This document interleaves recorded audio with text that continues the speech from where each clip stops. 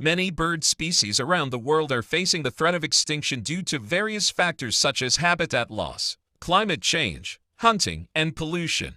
Some of the critically endangered bird species include the California condor, Spix's mako, and the kakapo.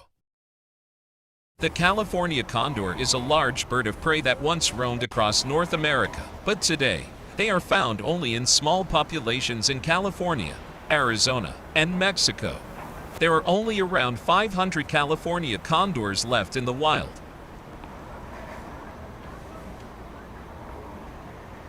Spix's mako is a rare blue parrot that is native to Brazil, but it has not been seen in the wild since 2000.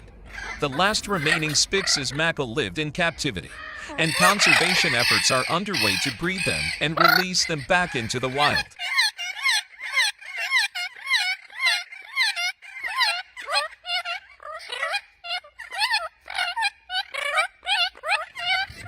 Kakapo is a flightless parrot that is found only in New Zealand, and there are only around 200 of them left. The decline in the population of the kakapo is due to habitat loss and predation by introduced mammalian predators.